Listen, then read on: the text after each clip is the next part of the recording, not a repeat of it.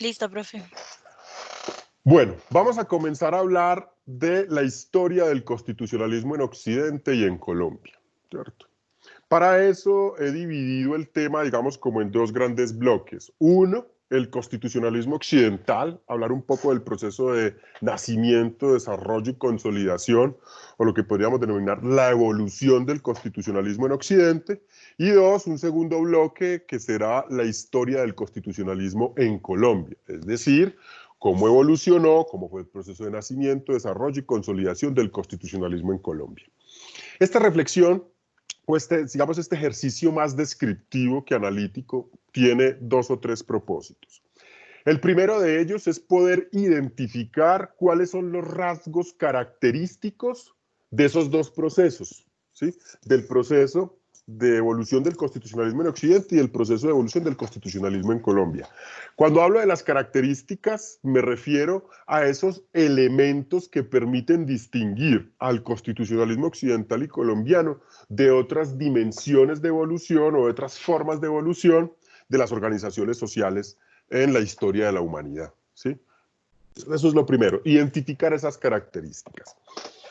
Identificar esas características nos va a permitir, de un lado, poder analizar cuál es el impacto que el constitucionalismo occidental tiene en el constitucionalismo colombiano, ¿sí? Es decir, cómo el proceso de evolución del constitucionalismo, las categorías, los acontecimientos, las circunstancias de modo, tiempo y lugar que se sucedieron en ese proceso de evolución del constitucionalismo occidental impactaron el nacimiento, desarrollo y consolidación del constitucionalismo colombiano. Analizar ese impacto nos va a permitir entender por qué nuestra historia constitucional es como es, o fue como fue, o seguirá siendo como seguirá siendo, ¿no? Ese impacto del constitucionalismo occidental, es decir, de la historia europea, de la historia norteamericana, del proceso de nacimiento, desarrollo y consolidación de las formas de organización social modernas, o lo que denominamos Estado moderno, en Occidente moderno, impactó los procesos de independencia y de construcción del Estado-Nación y de construcción de la República en Colombia. Ese impacto será determinante para digamos, la dimensión, el sentido y el alcance de esas características del constitucionalismo colombiano. Y cuando hablamos de esas características del constitucionalismo colombiano, me gusta utilizar la categoría de la que se vale el profesor Hernando Valencia Villa en su libro justamente Cartas de Batalla para denominar a esas características. Él las llama constantes estructurales, ¿sí? Entonces, ¿cómo esas características del constitucionalismo occidental determinan el surgimiento de unas características o unas constantes estructurales en el constitucionalismo colombiano? Y se llaman constantes estructurales porque son elementos que permanecen en el tiempo. Eso los hace constantes, es decir, que no cambian, no mutan de forma sustancial o esencial en el tiempo y son estructurales porque definen la esencia de nuestro constitucionalismo, ¿sí? Identificar esas constantes estructurales, que es el último propósito, digamos, de esta primera parte y en general, pues digo yo, del semestre, identificar esas constantes estructurales nos va a permitir tener elementos para explicar, para entender cómo opera el constitucionalismo colombiano vigente.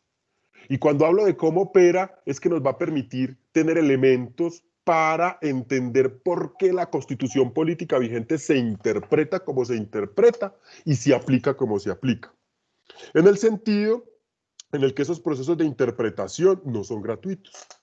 Esos procesos de interpretación no son gratuitos, es decir, cuando uno analiza la historia, podría apelar a esa frase que se le suele atribuir a Napoleón, que el pueblo o quien no conoce su historia está condenado a repetirla. El desconocimiento de la historia nos condena a recaer en los mismos errores. Entonces lo que trato de decir es que conocer esa historia y a partir del conocimiento de esa historia, de algunos elementos, esto no es un curso de historia, ni mucho menos, pero reconocer algunos de esos elementos nos va a permitir entender por qué funcionamos como funcionamos, y ojo con esto.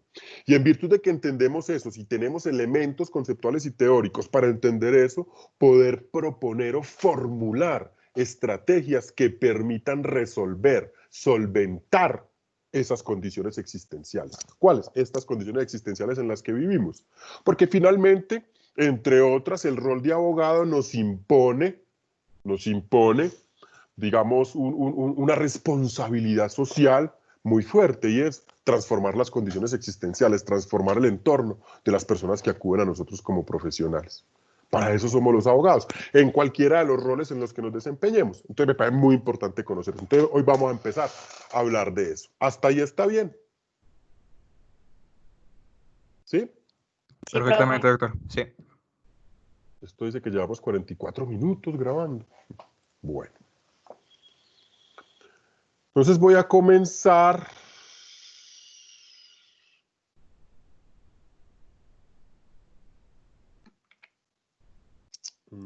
Voy a proyectar una presentación.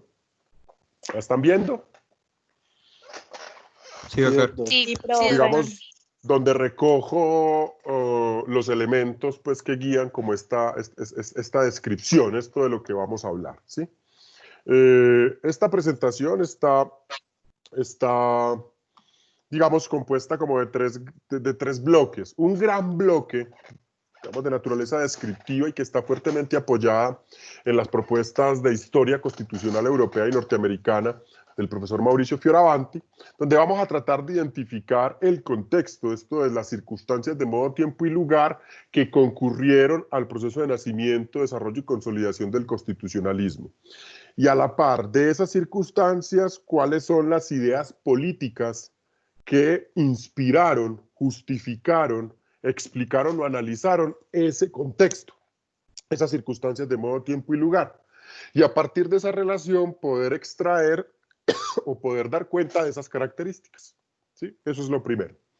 Lo segundo es que vamos, luego, digamos, de esa descripción, vamos a llegar a un punto en el que Mauricio Fioravanti abandona esa descripción para luego retomarla en otro texto bien importante también sobre la historia de los derechos fundamentales en Occidente, sobre todo para el siglo XX, que es como el capítulo que adiciona en la última edición de esa obra, es de 2014, si no estoy mal, 2016, hablar de la crisis del Estado moderno, es decir, qué elementos concurren digamos, en el periodo contemporáneo y que nos puedan permitir hablar, en tercer lugar, de una crisis del constitucionalismo contemporáneo.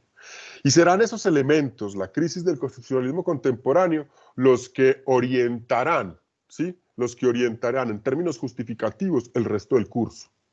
Es decir, todos los temas de los que hablemos, que es una constitución, que es el poder constituyente, que son las libertades y los derechos, que es la separación de poderes, que es la democracia, esos elementos de los que vamos a hablar el resto del semestre están fuertemente orientados a tratar de entender esa crisis del constitucionalismo contemporáneo y de esos elementos que proponen esa crisis. Para hablar de eso, lo primero a lo que tenemos que recurrir es a una definición de constitucionalismo.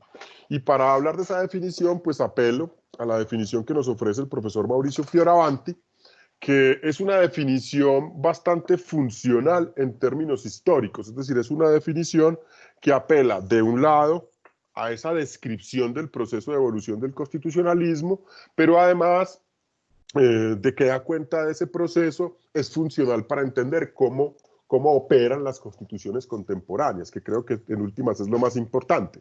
Rastrear toda esta historia tiene un poco de sentido en la medida en que podemos recoger de esa experiencia histórica elementos que nos permitan entender el presente. Y para eso lo que hace el profesor Luigi Ferrajoli es clasificar en etapas el proceso de evolución del constitucionalismo.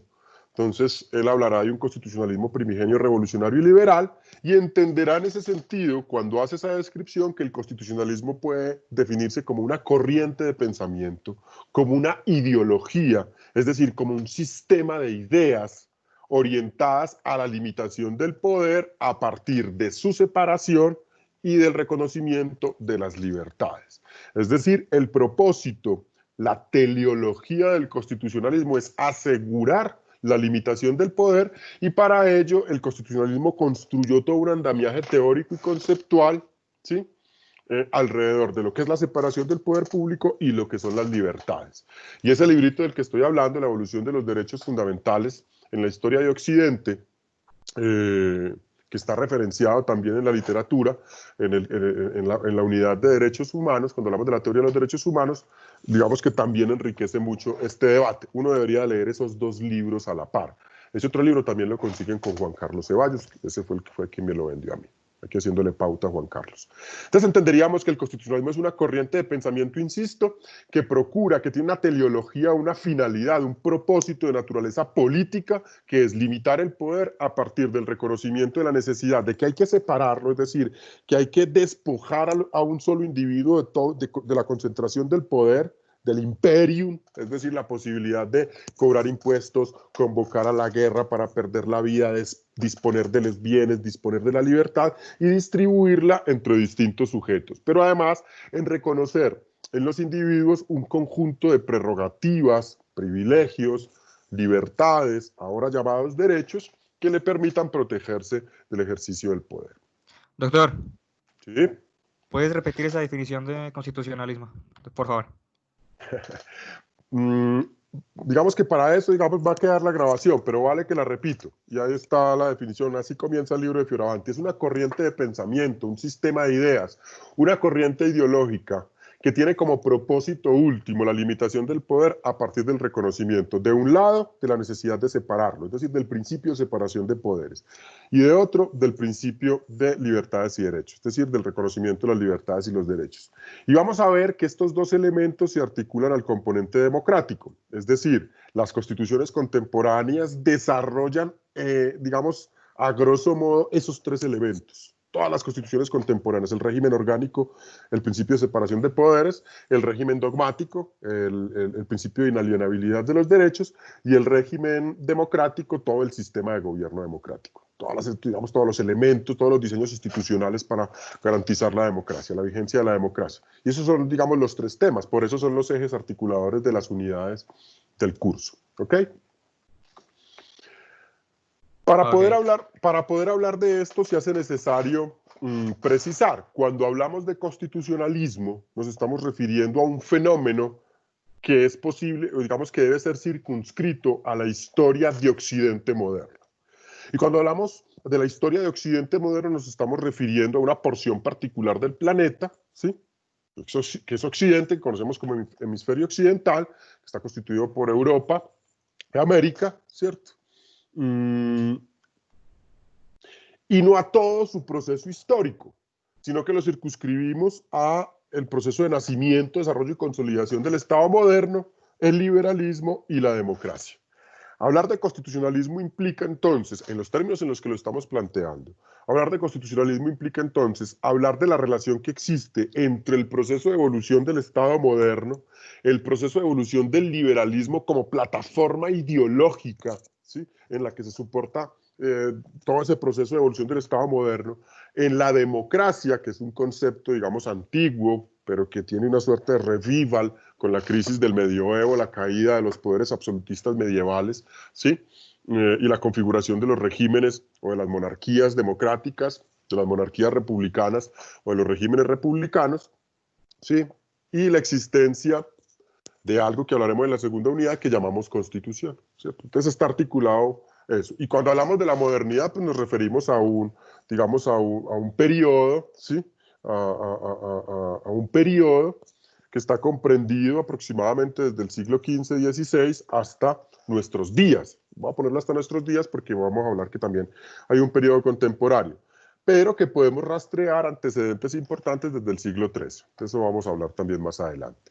Me parece muy importante que digamos que hagamos estas delimitaciones, porque cuando hablemos de constitucionalismo nos estamos refiriendo a esta realidad, no estamos hablando de las formas de organización social orientales de naturaleza teocrática o las formas de organización social tribales, ¿cierto? En África, ¿sí? O en algunos otros lugares del mundo, ¿cierto? O de las formas de organización tribal en Papúa Guinea. No, estamos hablando de Occidente moderno, ¿sí? Que supone la existencia de formas de organización social que se configuran como estados modernos, liberales, democráticos y constitucionales. Pero además, quisiera también precisar que esa distinción que hacen periodos de tiempo o en épocas, ¿sí? Mauricio Fioravanti, él distingue tres momentos, el primigenio, el revolucionario y el liberal. Y luego retomará la historia del siglo XX en Occidente, ¿sí? Y a mí me gusta llamar a ese periodo contemporáneo, ¿sí? Ese periodo contemporáneo, un nombre mejor si lo tienen, bienvenido. Me gusta llamarlo contemporáneo para hablar entonces de 4 periodos. Un periodo primigenio que va aproximadamente del siglo XIII hasta mediados del siglo XVII, finales del siglo XVII y principios del XVIII, ¿cierto? Ahí está la Revolución Inglesa, digamos, como el fenómeno detonante, está en el siglo XVII, y un fenómeno de consolidación del tránsito al periodo revolucionario, que es la Revolución Francesa en el siglo XVIII. Ese periodo revolucionario irá hasta finales del siglo XIX, ¿sí? Que dará lugar al periodo liberal, que comienza a configurarse a finales del siglo XIX, principios del siglo XX, en pleno auge de la revolución industrial y en plena crisis justamente del Estado liberal, ¿sí?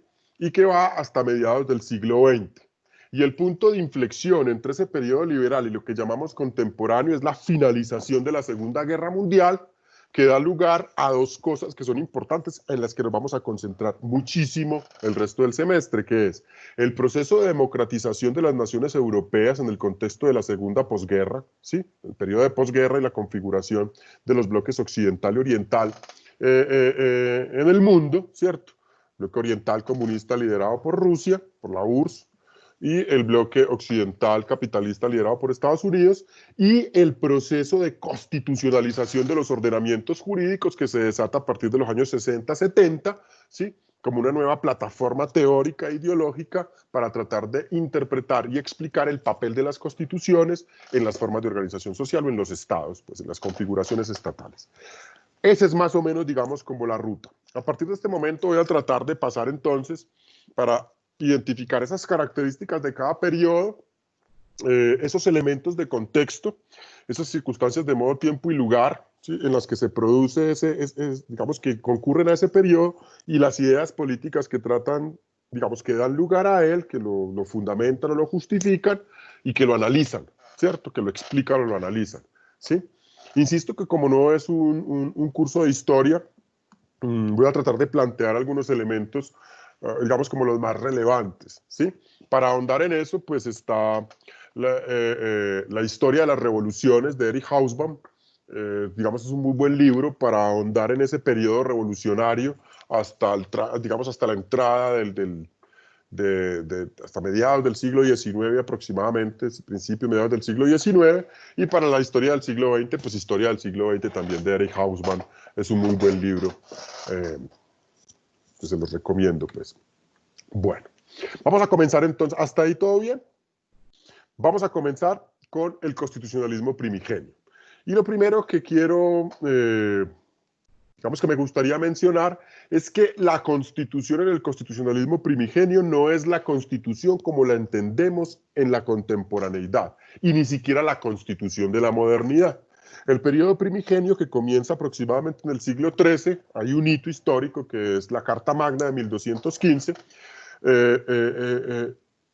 La Constitución no se entiende como un cuerpo articulado de disposiciones para asegurar el régimen de derechos en los términos en los que lo entendemos los ciudadanos contemporáneos, ¿cierto? Los estados modernos en la actualidad, sino que más bien la Constitución supone un cuerpo político articulado y complejo en el que concurren diversas fuerzas estamentales de naturaleza corporativa y territorial, feudal, ¿sí?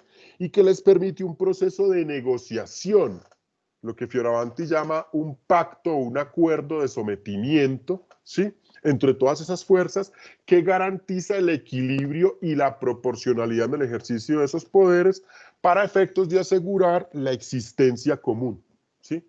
La existencia de todos ellos con la salvaguarda de sus intereses, con la salvaguarda de los intereses de cada uno de esos cuerpos estamentales, corporados, de naturaleza territorial, feudal, que concurren a eso. En ese sentido, para caracterizar el constitucionalismo primigenio, podríamos apelar a 2 o 3 categorías importantes. La primera es que el constitucionalismo primigenio tiene un propósito, una teleología, y es el mantenimiento del equilibrio entre esos poderes estamentales que concurren a ese acuerdo, ¿sí? Las constituciones funcionan como una suerte de contrato, ¿sí? En el que las distintas fuerzas estamentales negocian, ¿sí? Sus propios intereses soportados en un sistema de privilegios. Y ese sistema de privilegios implica que en el constitucionalismo primigenio se desconoce el principio de igualdad moderna. Ese principio de igualdad moderna, que es propio justamente de la modernidad, del surgimiento del Estado moderno, de la reivindicación del papel de la ley, ¿cierto?, como definitoria de los derechos y las competencias, de los derechos de los individuos, las competencias de los poderes públicos, en virtud de la cual todos somos iguales ante esa ley, y que en virtud de esa igualdad tenemos los mismos derechos, ¿sí?, y merecemos el mismo trato de las autoridades y no podemos ser discriminados. Esa idea de igualdad moderna que se distribuye de forma abstracta entre todos los ciudadanos es desconocida en el periodo primigenio, ¿sí?, en el constitucionalismo primigenio. Esa idea de igualdad moderna no existe. Lo que existe es una igualdad de naturaleza estamental y corporativa. ¿Qué trato de decir con esto? Que la igualdad no se le atribuye al individuo en tanto individuo. La igualdad se le atribuye a cada uno de los individuos en tanto pertenecen a un estamento, a un grupo, a una corporación, a una ciudad, a un feudo particular. ¿Sí? Es decir, el individuo en sí mismo considerado no es titular de ninguna prerrogativa. El individuo es considerado o es titular de alguna prerrogativa en la medida en que pertenece a alguno de los estamentos que tienen la capacidad de concurrir a ese acuerdo para negociar el sistema de privilegios. Por eso, el constitucionalismo primigenio busca la limitación del poder como una estrategia para asegurar la libertad y la autonomía corporativa y ciudadana, no individual. Luego vamos a ver que en la historia de los derechos humanos, esas versiones, la historicista, la estatalista y la individualista, concurren a esa historia del constitucionalismo. En este momento nos encontramos en el periodo de la versión historicista de los derechos. Y esa versión historicista en el periodo feudal implica que los derechos, de un lado, son atribuibles al funcionamiento de las cosas, no a la reivindicación de una condición existencial, ni a una dádiva o una prerrogativa del poder soberano, porque además la soberanía no existe, ¿sí?, en este contexto, sino que obedece a tu condición en tanto perteneciente a una corporación, ¿sí?, a una entidad estamental. Y por eso la Constitución lo que hace es limitar el poder para asegurar esa libertad y autonomía estamental, corporativa, ciudadana, no individual. De allí que en el constitucionalismo primigenio no exista la soberanía, ¿sí? No hay un poder soberano capaz de asegurar la paz y el equilibrio entre los poderes. Ese concepto de soberanía aparecerá con Bodino, por ahí en el siglo XVI, ¿sí? Hasta ahora lo que estamos hablando es de un acuerdo, de una suerte de contrato. Y en la medida en que no hay soberanía, ni democracia, ni representación, el poder no se legitima ni verticalmente, de arriba hacia abajo, top-down, ni se justifica o legitima de abajo hacia arriba. No es un poder autoritario que baja, ni es un poder democrático que sube, ¿sí? Es un acuerdo. Y dentro de ese acuerdo solamente caben aquellos que pertenecen al cuerpo estamental. El resto, los que están por fuera del sistema de privilegios, no participan de ese sistema de privilegios. Están excluidos, ¿sí? Y finalmente el constitucionalismo obedece a un conjunto de reglas consuetudinarias o escritas que definen los acuerdos entre esas fuerzas corporativas que tienen capacidad de ejercer poder territorial. Entonces aquí lo que quiero que inicialmente quede claro es que en el constitucionalismo primigenio la constitución no se entiende en los términos en los que entendemos una constitución moderna. La constitución se entiende como un acuerdo en el que se negocian el sistema de privilegios de unos cuerpos estamentales, ¿sí?, de naturaleza feudal que concurren al territorio y que en virtud de ese sistema de privilegios tienen capacidad de ejercer algún poder. Y para poder asegurar la convivencia equilibrada, sincrónica, ¿sí?, entre todos esos estamentos, el rey, que se legitima por ese proceso de negociación, y el resto de estamentos que se legitima en la capacidad de concurrir a la asamblea para definir esos acuerdos, ¿sí?, se legitima por la situación de las cosas, es decir, en virtud de un derecho natural, ¿sí? Por eso es la versión historicista, ¿sí? Hay dos o tres acontecimientos importantes, ¿sí?, que dan cuenta de eso. Hay muchísimos otros instrumentos, yo aquí rescato 3 o 4. son importantes. Quizás el antecedente más importante sea la Magna Carta Libertatum, que se celebra en Inglaterra en 1215, y que es un pacto, un acuerdo que se celebra entre el rey Juan I de Inglaterra, Juan sin tierra, y la aristocracia feudal, que tenía como propósito asegurar los derechos feudales de la aristocracia frente al poder del rey. Entonces, fíjense que la Carta Magna, ¿sí?, no es una constitución en el sentido moderno, en tanto no otorga un sistema de libertades a todos los individuos que concurren al territorio, sino que asegura el sistema de privilegios de una porción de esos cuerpos estamentales que logra negociar con el rey un sistema de garantía, sobre todo del régimen de los bienes patrimoniales, de la propiedad de la tierra. En Hungría, la Bula de Oro será un antecedente también similar a la Carta Magna, en la que el rey Andrés II de Hungría negocia con la nobleza una serie de derechos articulados a ese poder de imperium. Recuerden que el poder de imperium del monarca se traduce en 3 o 4 cosas importantes. 1, la capacidad de administrar justicia, esto es, de resolver los conflictos como un tercero supraordenado a los sujetos en conflicto. 2, la capacidad de imponer tributos, es decir, la capacidad de gravar los bienes, ¿sí?, la posibilidad de gravar los bienes. Y 3, muy importante, la capacidad de disponer de la vida, que se traduce de un lado en la capacidad de imponer, sí, la pena capital, y de otro en convocar a la guerra para que la gente muera, ¿sí? Entonces, esos derechos que se negocian en este tipo de acuerdos, ¿cierto?, en la Carta Magna, en la Bula de Oro, en la Petition of Right, ¿cierto?, tienen que ver con cómo morigerar, limitar, ¿sí?, y negociar entre esos cuerpos estamentales ese poder de imperium del rey. Por eso en la Bula de Oro se negocian asuntos como impuestos, herencias, arresto, propiedad, entre otras. Fíjense, por ejemplo, que la Carta Magna dispone, para el artículo 39, quizás que nadie podrá ser arrestado sin previa orden y de acuerdo con el derecho de sus comunes, de sus pares, el derecho de sus pares, ¿sí? Entonces uno dice, no, ahí está impregnado el debido proceso, ¿cierto? Y sí, efectivamente la Carta Magna funciona como un antecedente protoconstitucional de una institución que es sumamente costosa en los regímenes constitucionales contemporáneos, que es el debido proceso. Sin embargo, cuando introduce la fórmula de acuerdo con el derecho y la autorización de sus pares, está reconociendo que hay un sistema corporativo estamental de privilegios en las que se ubican las personas, ¿sí?, en las que se ubican los sujetos. Entonces, por eso, digamos, esa caracterización.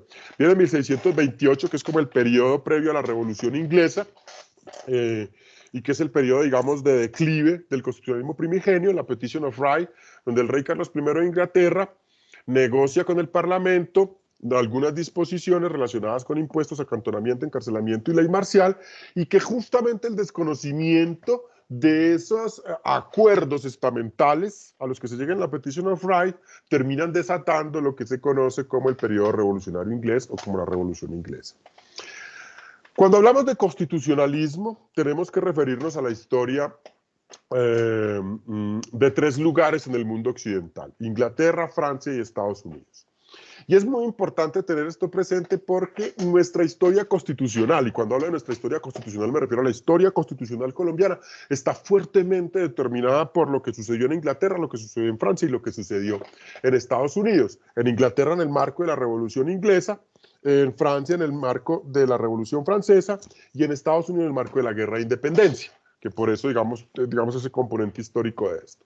Para poder comenzar con esto, estamos hablando de Europa, pues habría que, digamos, reconocer que de los aspectos cruciales que caracterizaron este periodo primigenio estaban los conflictos constitucionales y religiosos que caracterizaban a Francia e Inglaterra, y la necesidad de la imposición o del aseguramiento, más que la imposición, el aseguramiento y el reconocimiento del gobierno mixto, lo que los griegos llamaban la mictepoliteia, ¿sí?, lo que los romanos llamaban la república, ¿sí? Y la mictepoliteia era la capacidad de concurrir, ¿sí?, 3 formas de gobierno, ¿cierto? En la filosofía griega antigua, 3 formas de gobierno, el marco de las historias de las ideas políticas desde Platón, pasando por Aristóteles, ¿sí?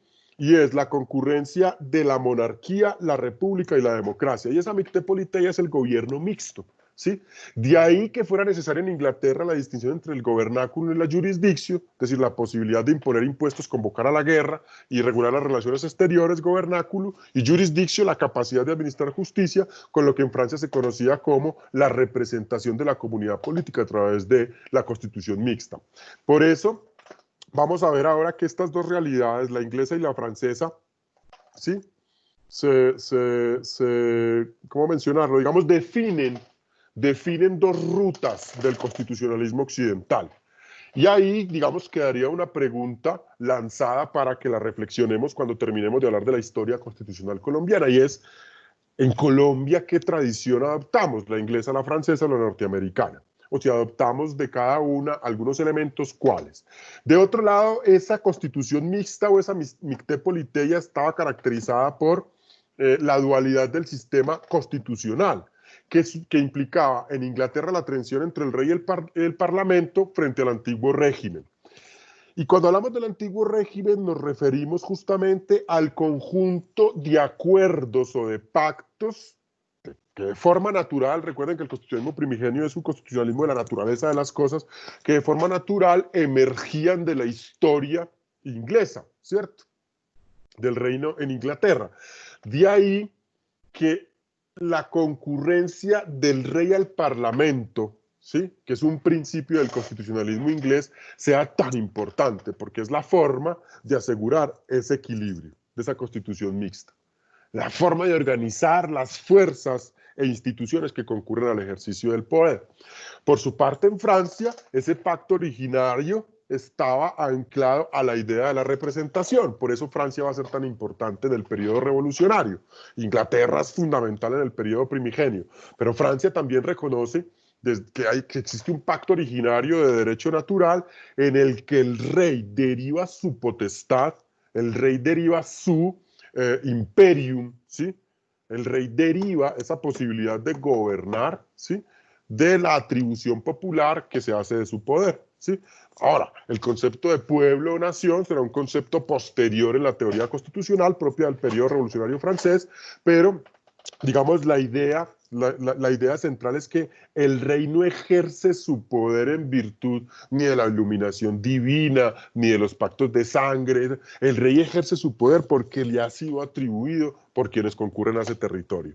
De ahí que en el constitucionalismo francés, en ese periodo primigenio, la constitución sea entendida como la comunidad política en su aspecto más básico.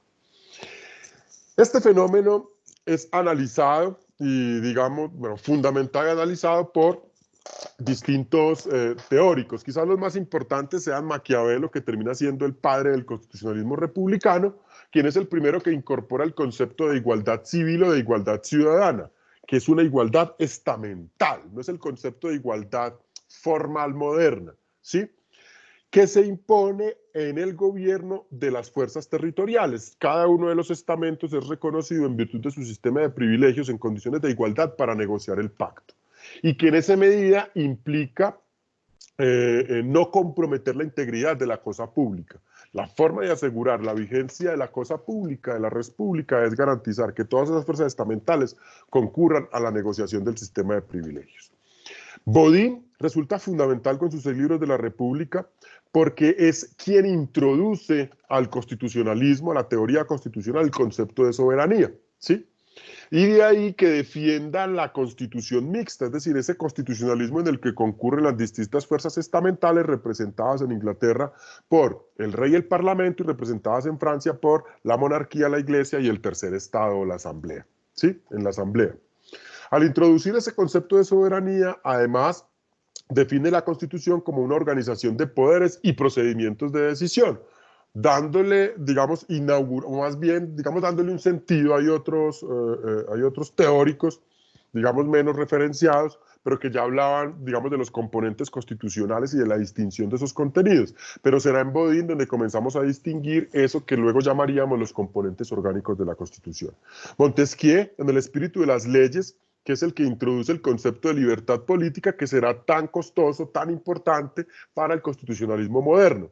y que esa libertad política debe ser garantizada por una ley común que es establecida políticamente. ¿Por qué es importante Montesquieu? Porque fíjense que él escribe en el periodo revolucionario tratando de explicar ese tránsito del periodo primigenio al periodo revolucionario, porque en el periodo primigenio el régimen de privilegios o el sistema de derechos estaba estrechamente articulado a los derechos patrimoniales, a la forma de asegurar los bienes frente al poder.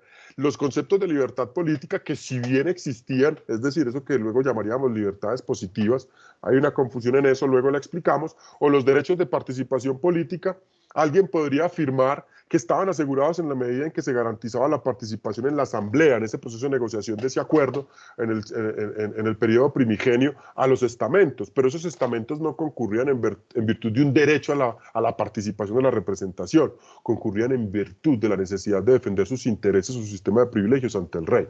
Por eso es importante ese concepto de libertad política que introduce Montesquieu, que finalmente serviría para justificar la necesidad de la ley común como un sistema de garantía de los derechos y de asegurar el sistema de gobierno moderado, una forma moderada de gobierno, ¿cierto? Entonces los derechos y las libertades, que es el eje central del constitucionalismo primigenio, habría que pensarlos de un lado frente a la Amicté Politeia y la Res Pública como la forma de asegurar el gobierno moderado y la conservación de los asuntos públicos o comunes, y de otro como una forma de asegurar el equilibrio y la moderación en el ejercicio del poder, el equilibrio entendido como la participación o el aseguramiento de la concurrencia de todas las fuerzas estamentales a ese proceso de negociación, y la moderación como un ejercicio ponderado del poder como forma de asegurar esas libertades que, insisto, estaban estrechamente ligadas al régimen patrimonial de derechos.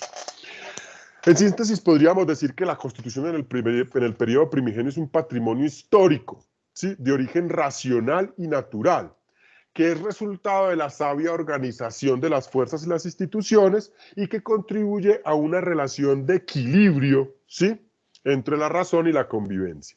En Inglaterra hablaríamos de el derecho común, ¿cierto? El common law. Y ese common law se traduce en el conjunto de decisiones que hacen tránsito a lo largo de la historia en virtud de la resolución de los conflictos. Y por eso las leyes, los pactos y las costumbres se defienden en tanto son anteriores al Parlamento. Por su parte, en Francia, el carácter templado y moderado de la monarquía, limitado fuertemente por la concurrencia de la Asamblea, implica que la Constitución en esa versión primigenia, esa Constitución antigua, ¿sí?, defiende la utilidad de la cosa pública. Y la utilidad de la cosa pública, volvemos sobre el punto, está relacionada con el sistema de privilegios. Quedaría una pregunta por resolver, y es si existe el derecho a la resistencia. Y efectivamente en el constitucionalismo primigenio el derecho a la resistencia es connatural a las fuerzas estamentales, no a los individuos, porque recuerden que en el constitucionalismo primigenio el concepto de libertad individual, el concepto de libertad moderna no existe, o de igualdad moderna no existe. De lo que se habla es de la pertenencia a un cuerpo estamental, a un órgano corporado, digamos a una ciudad o a un feudo, y en esa medida, de forma excepcional y como parte de un derecho natural a mantener o a conservar las instituciones, el conjunto de la aristocracia podía rebelarse o resistirse a la tiranía.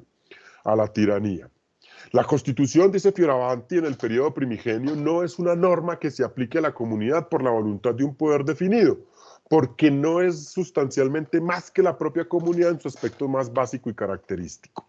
Montesquieu diría que la tutela de los derechos no se liga a los rasgos intrínsecos de la ley, a su generalidad y abstracción, como ocurrirá con posterioridad a la revolución, sino al hecho de que esa ley es el resultado de una voluntad prudente y moderada, de una ordenación de los poderes que es contraria al despotismo e inspirada en el criterio de equilibrio, ¿sí? Entonces, en el primigenio, el constitucionalismo va en contravía del despotismo, pretende asegurar que el despotismo no aparezca, ¿sí? Bueno, el periodo revolucionario comienza a finales del siglo XVII, dice finales del siglo XVIII, qué pena. A finales del siglo XVII, ¿sí?, ya hay hay una caída o un desvanecimiento del panorama medieval en los cuerpos y estamentos, la configuración de las ciudades-estado está en pleno apogeo, ¿sí?, y aparece la idea de los derechos individuales y la idea moderna de que es necesario tutelarlos o garantizarlos, ¿sí? y lo que se mantiene firme de ese constitucionalismo primigenio es la idea de un gobierno moderado. En esa medida, el constitucionalismo revolucionario se caracteriza por una concepción de la igualdad en sentido moderno. Y ahora sí, esa concepción de la igualdad en sentido moderno es distinta a la igualdad en el sentido del constitucionalismo primigenio. En el sentido moderno, la igualdad sí supone que cada uno de los individuos por sí mismo considerado, en virtud de una regla de derecho natural también, sí, merece el mismo trato por parte de la ley. El principio de igualdad ante la ley, que nosotros conocemos en el constitucionalismo contemporáneo como igualdad formal. ¿Sí? Aparece la teoría del contrato social, que procura explicar el tránsito del estado de naturaleza al estado civil y el proceso de digamos, de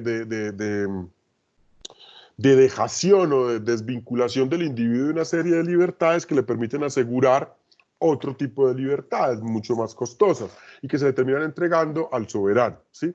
Esa idea de los derechos naturales se mantiene en el tiempo y que luego, vamos a verlo, digamos, lo planteo de esa forma, parece en contradicción con el positivismo jurídico como, digamos, como soporte de la dimensión jurídica del liberalismo, ¿no? ¿Sí?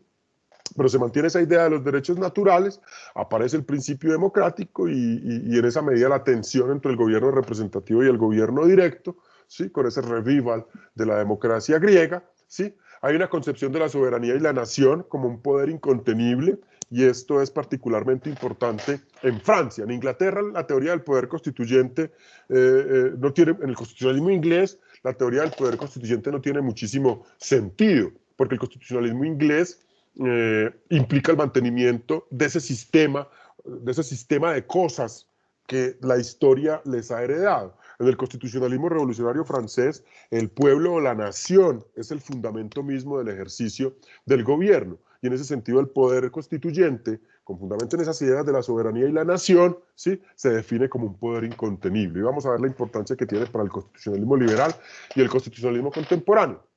Aparece el concepto de supremacía constitucional, y estamos hablando de Norteamérica particularmente, ¿sí?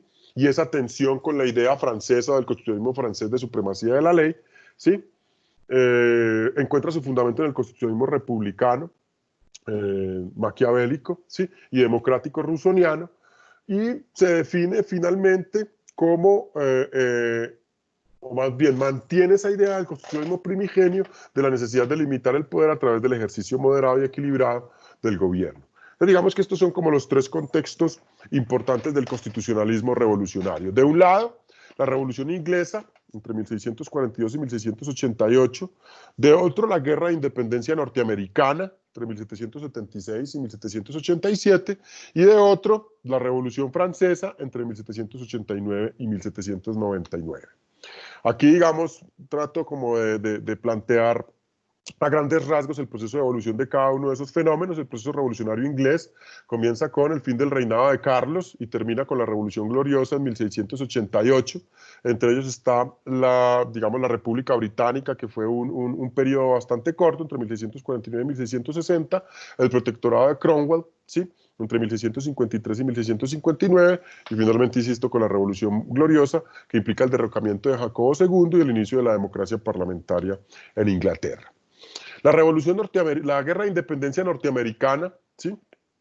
Que comienza con el triunfo de Inglaterra sobre Francia en la Guerra de los 7 años y el apoyo que Francia le termina brindando a Estados Unidos para adelantar el primer Congreso Continental, donde se nombra a Washington como comandante y se autoriza la invasión de Canadá, y que termina con el Tratado de Paz de París y la Constitución de los Estados Unidos en 1787, ¿sí? Donde se instaura un gobierno federal con principios de igualdad y libertad, republicano y democrático.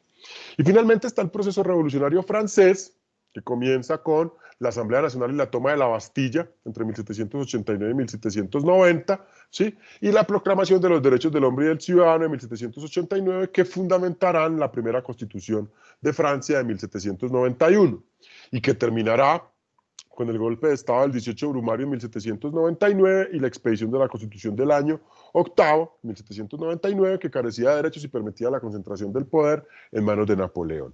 Estos tres fenómenos, la Revolución Inglesa, la Revolución Francesa y la Guerra de Independencia Norteamericana, serán importantísimos para el proceso de consolidación, de desarrollo del constitucionalismo en Occidente. Y serán Hobbes, Locke, Rousseau, Sieyès y Kant quienes fundamentarán y explicarán ese proceso y lo que se conocería con posterioridad como el constitucionalismo moderno. De un lado, Hobbes, ¿sí? Que digamos es quizás el teórico del contrato social más importante, en el Leviatán explicará ese tránsito del estado de naturaleza al estado civil a través del ejercicio de la elección racional como criterio psicológico para la toma de decisiones, y que hablará de la necesidad de que el soberano sea coherente en la toma de sus decisiones, y esa coherencia está determinada por la garantía del régimen de libertades. Locke, en los tratados sobre el gobierno civil, dispone que la finalidad de la autoridad política es mantener el orden a través del ejercicio de un gobierno moderado, y que ese mantenimiento del orden se asegura a través de la garantía del derecho a la propiedad privada como el primer derecho natural, el primer y más importante derecho natural. Rousseau, también contractualista, incorporará el principio democrático a la teoría del contrato social, ¿sí? Con base en la desconfianza de los gobernados sobre los gobernantes y en la necesidad de los gobernados poder ejercer control y sobre todo revisión a lo que hacen los gobernantes a través del control del legislador y la garantía de la representación. Este constitucionalismo democrático rousseauiano luego será retomado a la par que por las teorías hobbesianas y lockeanas por el constitucionalismo liberal, ¿sí? Y sobre todo por Kant, ¿no? Finalmente, el abate Sieyès, quien en un panfleto que circularía en plena Revolución Francesa, que es que c'est le troisième état, digamos, sería el padre de la teoría del poder constituyente moderna, ¿cierto? Plantearía la necesidad de reconocer la existencia de una soberanía originaria e incontenible en la nación, ¿sí? Que es la que asegura la representación política y la voluntad general a través del ejercicio de la limitación del poder y el aseguramiento de las libertades. En últimas, ese poder de representación con base en el concepto de igualdad moderna y de libertad política es lo que justificaría en últimas la toma de la Bastilla y el derrocamiento, o digamos la conformación de la Asamblea en la toma de la Bastilla, que daría lugar a la Declaración de los Derechos del Hombre y del Ciudadano. La finalidad del constitucionalismo revolucionario en el modelo francés es la refundación del orden político, ¿sí? Y en el modelo inglés es la conservación de las instituciones del ancien régime, o del antiguo régimen. Ahí es donde podemos encontrar, digamos, una bifurcación de esos dos modelos constitucionales, Para el constitucionalismo inglés, la revolución y las constituciones son puntos de llegada. Y en la medida en que son puntos de llegada, son puntos a partir de los cuales se consolidan las instituciones históricas que han inspirado el ejercicio del poder. Por su parte, para el constitucionalismo francés, las constituciones son puntos de partida. Es decir, la revolución sirve como estrategia de rompimiento con la tradición y con la inauguración de un nuevo régimen o un nuevo sistema, ¿sí? Esas dos vertientes del constitucionalismo, luego digamos una tercera vía que será la vía norteamericana, pero digamos hasta este punto en el periodo revolucionario, hablando de la historia de Inglaterra y Francia, darían lugar a los dos modelos, o digamos a dos modelos constitucionales que alimentarían la tradición constitucional en Occidente, y que explicarían, en la medida en que adoptamos los elementos de alguno de esos dos modelos, o algunos elementos de uno y otros de otro, en la historia constitucional colombiana, ¿sí? Luego miraremos eso en qué incide. Insisto, entender que para el constitucionalismo inglés, las revoluciones y las constituciones son puntos de llegada, son formas de consolidar las instituciones, mientras que para el constitucionalismo francés, la revolución y las constituciones son puntos de partida. Es decir, son puntos en los que rompemos con el antiguo régimen e inauguramos un nuevo sistema de cosas. Por otro lado, las bases del constitucionalismo revolucionario están en el concepto de igualdad abstracta y en el concepto de elección racional. Quiero concentrarme aquí 2 segundos en el concepto de igualdad abstracta. Recuerden que la igualdad en el constitucionalismo primigenio es la igualdad ciudadana, es la igualdad ante la ciudad o ante la corporación o el estamento de naturaleza feudal al que pertenezco. Individualmente yo no soy titular de ningún privilegio, Yo soy titular de privilegios en el constitucionalismo primigenio en la medida en que pertenezco a algún estamento o a alguna corporación de naturaleza feudal territorial que me asegure, en virtud de esa pertenencia, ese sistema de privilegios. En el marco de la modernización, es decir, en el marco del surgimiento del Estado moderno, en ese sentido del constitucionalismo revolucionario, la igualdad abstracta emerge como una categoría que rompe con la necesidad de esa vinculación estamental. Somos iguales por la sola condición de ser individuos, y esa igualdad supone una igualdad formal ante la ley. Y esa igualdad formal asegura que tengo los mismos derechos que cualquiera con independencia de mis condiciones materiales. No voy a decir que en Francia del siglo XVIII ese concepto de igualdad abstracta funciona con los mismos alcances que el concepto de igualdad moderna, ¿sí? De ninguna manera. Será necesario reconocer que hay un proceso de evolución, pero en términos generales la idea se mantiene. Leamos, por ejemplo, el artículo 13 de la Constitución Política. Busquemos el artículo 13 de la Constitución Política colombiana de 1991 en su primer inciso. Alguien que lo Listo, lea, profe. por favor. Dice, artículo 13. Todas las personas nacen libres e iguales ante la ley. Recibirán la misma protección y trato de las autoridades y gozarán de los mismos derechos, libertades y oportunidades, sin ninguna discriminación por razones de sexo, raza, origen, familiar, lengua, religión, opinión pública o filosófica. El Estado proveerá... Ok, hasta ahí, gracias. Entonces, Ok. fíjense que esa idea de igualdad formal, que es el concepto de igualdad abstracta, nos dice, primero, que somos iguales ante la ley. Es decir, que la ley opera formalmente, en términos abstractos, de la misma manera para todos. Que en virtud de esa igualdad ante la ley, somos titulares de los mismos derechos. No necesitamos pertenecer a ningún estamento especial, ¿sí?, para ser titular de un derecho. Segundo, ¿sí?, que merecemos el mismo trato de las autoridades. Es decir, las autoridades no nos tratan en virtud de nuestra posición. Además, porque en el constitucionalismo primigenio la posición está determinada por la naturaleza de las cosas. Es decir, donde yo nazco me quedo. No hay posibilidad de tránsito, ¿sí? En el constitucionalismo revolucionario los estamentos se rompen, ¿sí? Se genera como una suerte de diáspora de ciudadanos y todos somos iguales. Y en tercer lugar, que no puedo ser discriminado por ninguna razón, o por lo menos por ninguna razón odiosa. Esa idea de igualdad abstracta será costosísima, importante para el constitucionalismo liberal. Pero además, el constitucionalismo revolucionario se soporta en la idea de que el pueblo es una fuerza ordenada que da origen a la Constitución. Esa idea del pueblo como una fuerza ordenada que da origen a la Constitución es importantísima para la teoría del poder constituyente y finalmente para la consolidación de la teoría de la soberanía y particularmente de la soberanía popular, que también mantiene vigencia hasta nuestros días, y para el ejemplo leamos el artículo 3 de nuestra Constitución Política. ¿Alguien que lea el artículo 3?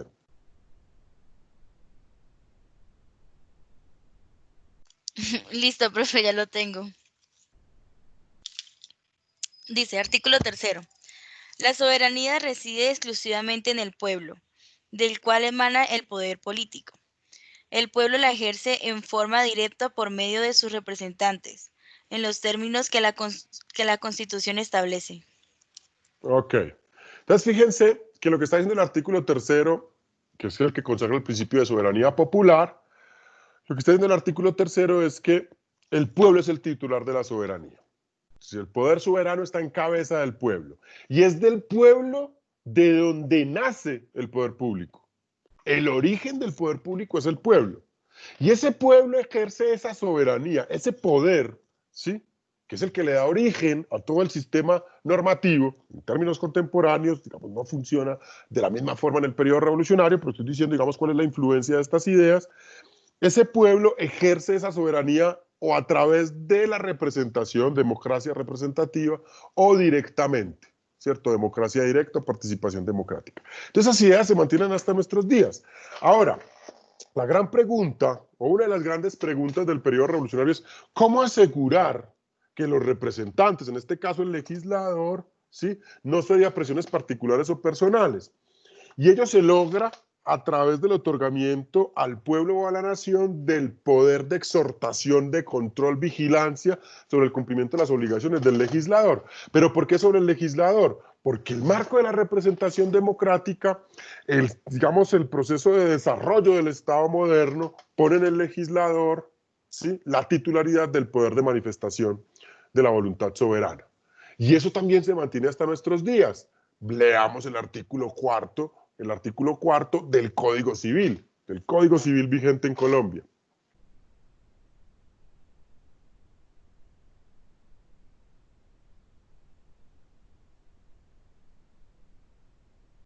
Profe, ley es una declaración de la voluntad soberana manifestada en la forma prevenida en la Constitución Nacional.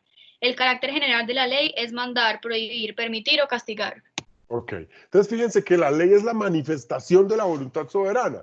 O sea que el legislador, cuando pronuncia la ley, lo que está es pronunciando una voluntad que le precede, que es la voluntad soberana del soberano.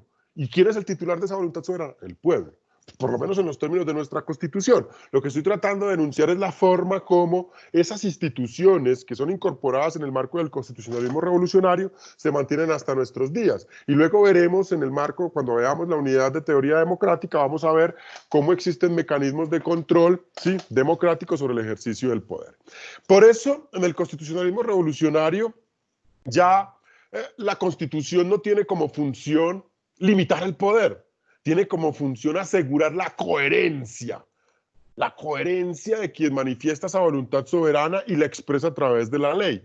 Y esa coherencia se asegura a través de la imposición, ya no de límites, sino de elementos propios de la elección racional para la toma de decisiones que permitan efectivamente asegurar que se está expresando esa voluntad soberana. El tránsito hacia el liberalismo se da a partir de la segunda mitad del siglo XIX y termina, digamos, como su proceso de tránsito final del siglo XIX, principios del siglo XX, y abarca hasta mediados del siglo XX, como ya lo había mencionado, ¿sí?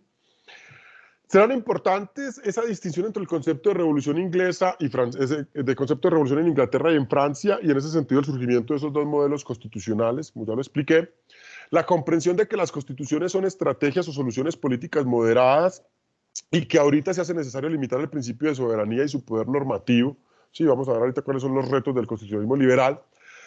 Que la garantía de los derechos se hace necesario a través de la preservación de los equilibrios sociales e institucionales, de ahí que emerjan las libertades positivas como la definición de las formas de gobierno y de distribución del poder, la relación estrecha y dependiente que hay entre la Constitución y el Estado, que nace con la teoría del Estado de Derecho de Georges Jelinek en 1900, con su libro de teoría del Estado. Sí, Georges Jelinek, también es otra obra ahí recomendada en la literatura, y si no, pues les mando la referencia, también es una obra que cualquier persona que estudie Derecho debería tener en su biblioteca. El eclipse en Europa de la supremacía constitucional, que contrasta con el auge del Judicial Review en Estados Unidos, ¿sí? Y finalmente, la tensión en Europa entre el historicismo conservador inglés y el racionalismo revolucionario francés, ¿sí? Hay una serie de acontecimientos que marcan, digamos, ese proceso de nacimiento y tránsito del constitucionalismo liberal. Tenemos en Estados Unidos un primer hito, que es el fallo Madison versus Marbury. Eso lo deben leer para la segunda unidad. El fallo Madison versus Marbury, que es el que inaugura, o por lo menos es el fallo más representativo del control difuso de constitucionalidad o el control desconcentrado de constitucionalidad. Luego miraremos eso cómo incide en el constitucionalismo contemporáneo y en el constitucionalismo colombiano. A mediados del siglo XIX, la aparición del socialismo con la expedición del manifiesto del Partido Comunista, cuya publicación, primera edición oficial, se hace, si no estoy mal, en 1863. La Primera Guerra Mundial, ¿cierto?, entre la Triple Alianza y la Triple Entente, ¿sí?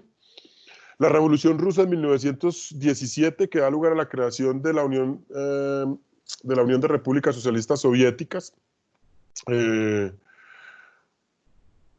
El periodo de entreguerras, la finalización de la Segunda Guerra Mundial en 1918 y el periodo de entreguerras que se desata la Segunda Guerra Mundial en 1939, que implicó un gran auge económico en los años 20 y una depresión profunda desde finales de los años 20 hasta finales de los años 30, y que de alguna manera esa debacle económica da lugar a la Segunda Guerra Mundial, entre el 39 y el 45, entre los aliados y las potencias del eje, donde resultan ganadores los aliados, la cabeza de Estados Unidos, y la Guerra Fría, ¿sí? Y toda esa segunda mitad de la Guerra Fría, lo que implicaría el proceso de democratización. Aquí es donde yo pongo el punto de inflexión, o el punto de quiebre entre ese constitucionalismo liberal y el contemporáneo. Porque el proceso de democratización de las naciones europeas en el marco de la segunda posguerra, y en el marco de la Guerra Fría, y con posterioridad al proceso de constitucionalización, le otorga al constitucionalismo y a las constituciones políticas una importancia distinta a la que tenían en el periodo primigenio, revolucionario y liberal. Lo primero que hay que entender es que la consolidación en la Guerra Fría de los dos bloques, el occidental y el oriental, fomentó, de un lado, el surgimiento de los sistemas universales y regionales de protección de derechos humanos, que contrastaba con el financiamiento de regímenes autoritarios y la existencia de regímenes autoritarios en toda América Latina, ¿no? Vamos a ver algunos ejemplos. Por otro lado, la existencia de unos problemas, digamos, que son esenciales para ese constitucionalismo liberal y que serán determinantes para el tránsito al constitucionalismo contemporáneo y para la reivindicación del papel del derecho constitucional en el contexto actual, ¿sí? Dentro de esos problemas fundamentales están la revisión constitucional, la supremacía constitucional, la teoría del poder constituyente y el régimen de libertades positivas.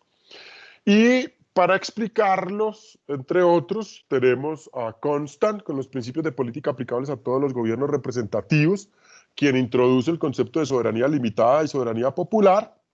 Digamos, pone en entredicho el concepto de supremacía de la ley, reivindicando la vigencia de los derechos individuales y considerando que la Constitución es un instrumento político.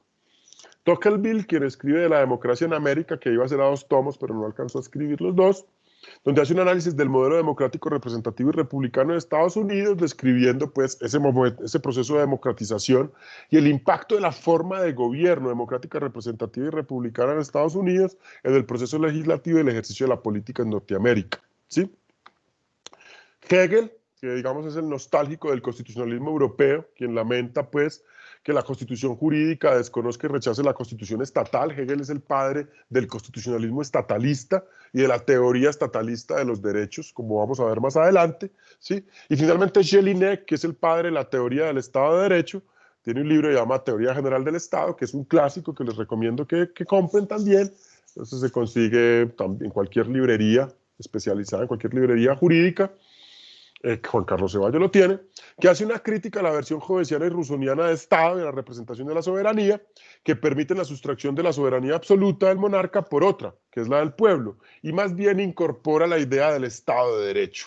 El Estado de Derecho en virtud del cual hay una analogía, una similitud, una relación inescindible entre el concepto de Constitución y el concepto de Estado. A Jelinek se le atribuye pues la configuración de una teoría que daría lugar a lo que con posterioridad conocemos como el Estado constitucional.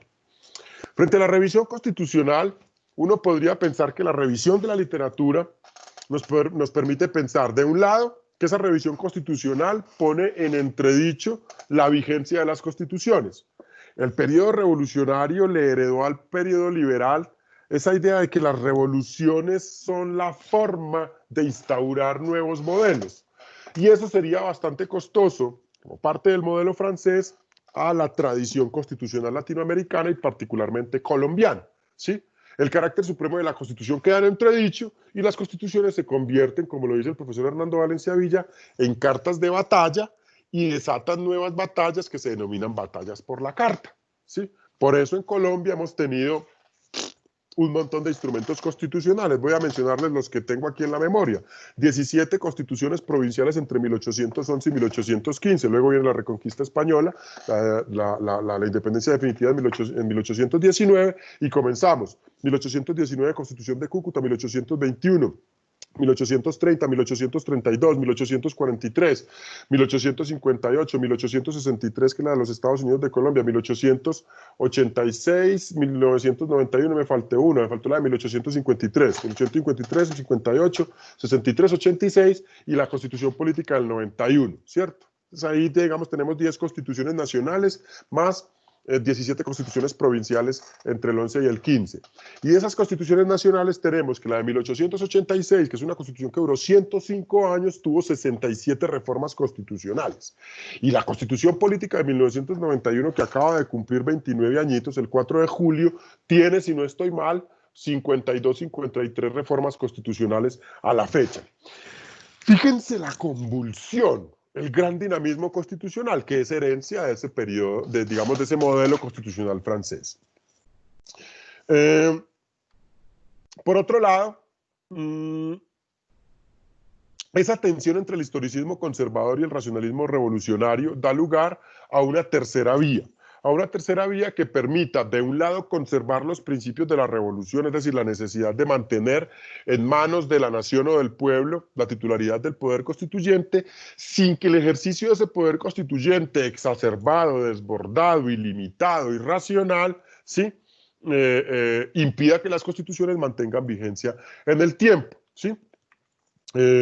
Por eso empieza a entenderse que los derechos no son concesiones del soberano y las declaraciones políticas, y que por eso no pueden quedar a disposición de la voluntad de las asambleas, sino que deben ser protegidos por el Estado y por los poderes que a su vez son limitados. Entonces se comienzan a hablar de los sistemas de garantía y protección de derechos. Entre otras, como resultado de ese constitucionalismo liberal, sostiene Fioravanti que la relación entre el Estado y la Constitución es ahora verdaderamente tan estrecha que no se puede pensar en el Estado sin la Constitución, que es más o menos la propuesta de Georges Linec. Pero también al revés. Ahora la Constitución existe solo porque tiene que manifestar y regular un Estado.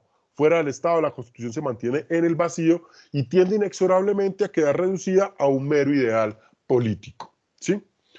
En el marco del constitucionalismo contemporáneo encontramos, pues, que el contexto de la segunda posguerra, y estoy planteando esto así rápidamente porque esa distinción entre constitucionalismo liberal y contemporáneo es muy difusa y todavía confusa, es decir, yo me atreví a ponerle ese remoquete, ese nombre de contemporáneo, Fioravanti lo llama de otra manera, se me olvida en este momento, y hay algunos teóricos que lo llaman, digamos, nuevo constitucionalismo latinoamericano, en fin, tiene distintos remoquetes, ya vamos a mirar.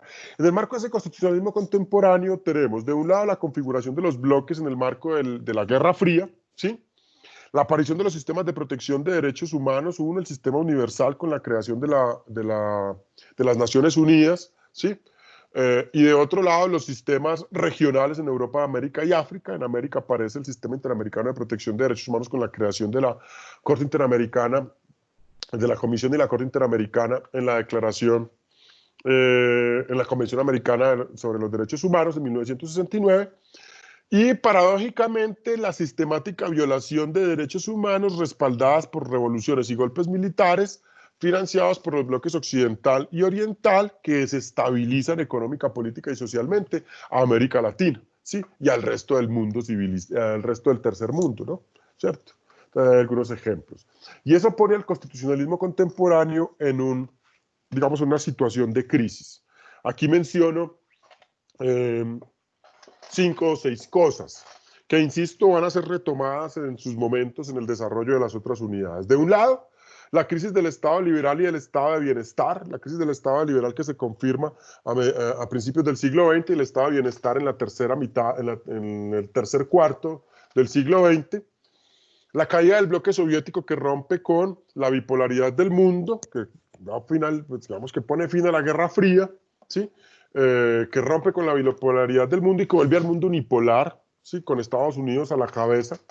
Pero además el proceso de desindustrialización y de globalización, que está en el marco de la sociedad del riesgo, o lo que Ulrich Beck denomina la sociedad del riesgo, Zygmunt Bauman la modernidad líquida, Gilles Lipovetsky la hipermodernidad. En fin, hay distintos remoquetes, la posmodernidad, ¿sí? Hay distintos remoquetes. Lo que trato de decir es que el proceso de desindustrialización y de globalización, en el marco de una nueva configuración de las relaciones sociales, políticas y económicas, implica una modificación de las formas de producción y de las formas de adquirir y consumir bienes y servicios que ponen desventaja a las naciones en desarrollo, ¿sí? Esto se logra, pues, de un lado con el consenso de Washington, que sustituye el modelo de producción nacional por un modelo de intercambio de bienes y servicios, intercambio internacional de bienes y servicios, y el surgimiento del concepto de estados fallidos, que es un concepto que se le suele atribuir a Noam Chomsky, tiene un libro muy bello que se llama Estados Fallidos, que él evoluciona hacia el estado forajido y el estado cínico, hablando obviamente de Estados Unidos. Noam Chomsky es un profesor emérito del MIT, del Instituto Tecnológico de Massachusetts, y es uno de los, digamos, críticos más importantes de la política internacional norteamericana. Entonces, en ese libro describe un poco cómo Estados Unidos encaja en esa idea de estado fallido, estado forajido y estado cínico. Y finalmente, ¿qué es lo que, digamos, ahora estamos viendo a todas luces? El tema de las migraciones y el resurgimiento de los nacionalismos. Migraciones rechazadas por los países receptores, sobre todo en Europa y Estados Unidos, desconociendo o más bien ignorando el principio del derecho a migrar, que justificó los procesos de ocupación y colonización en los siglos XIV, XV de América, y los procesos de ocupación africana y australiana con posterioridad a siglos XVIII y XIX. Pero además el resurgimiento de nacionalismos que ponen en entredicho el régimen de libertades. A todos estos fenómenos se enfrenta el constitucionalismo contemporáneo, y por eso vamos a hablar de lo que se denominó el proceso de constitucionalización de los ordenamientos jurídicos. Cuando digo que vamos a hablar, es que lo vamos a hablar a lo largo, pues, como de todo el semestre, haciendo énfasis en varios de estos elementos. De un lado, el surgimiento de constituciones escritas y rígidas, es decir, constituciones positivizadas en textos formalizados, con mecanismos de reforma complejos, la incorporación del principio de supremacía constitucional, de un amplio catálogo de derechos, de mecanismos de control y garantía de esos derechos, de constitucionalización de las instituciones y las reglas de las formas de gobierno en esas constituciones, que hicieron constituciones bastante gruesas, bastante popochas, digo yo, ¿sí? La adopción de modelos de interpretación que aseguraban la sobreinterpretación y aplicación directa de la Constitución. Este constitucionalismo contemporáneo se enmarca en distintas perspectivas teóricas, ¿sí? Desde el contractualismo hasta lo que conocemos como el nuevo constitucionalismo latinoamericano. El contractualismo, pues, manteniendo, reivindicando las perspectivas teóricas de Locke, Rousseau, Kant y Bobbio, que es quizás el teórico del derecho desde el positivismo jurídico y el contractualismo más importante del siglo XX. Norberto Bobbio, que también sus libros, pues, habría que tener en la biblioteca. La aparición de lo que se denomina el neoconstitucionalismo, me pone un remoquete horrible. Me gusta más distinguir entre el constitucionalismo garantista ferrayoliano, que es el que a mí más me gusta, ¿sí? Y el constitucionalismo principialista o neoconstitucionalismo en sentido estricto, que no es propiamente una teoría, sino, digamos, como una etiqueta, una categoría en la que se incorporan distintos teóricos, distintas corrientes y distintas perspectivas conceptuales del positivismo y el justnaturalismo, ¿sí? El constitucionalismo popular, ¿cierto? Con arraigo fuerte en Norteamérica, donde hay teóricos como Kramer, Amar, Balkin, Levinson, Waldron, Tunstedt, que buscan de un lado, pues, flexibilizar la Constitución para poder excederla a través de la interpretación popular, y por eso desafiar esa supremacía judicial en el proceso de interpretación y aplicación de la Constitución, que asegure mayores niveles de democratización y participación, ¿sí? Y finalmente lo que conocemos como el nuevo constitucionalismo latinoamericano. De todo eso, pues, vamos a hablar a lo largo del curso, y con eso terminamos, digamos, ese periodo histórico del constitucionalismo en Occidente.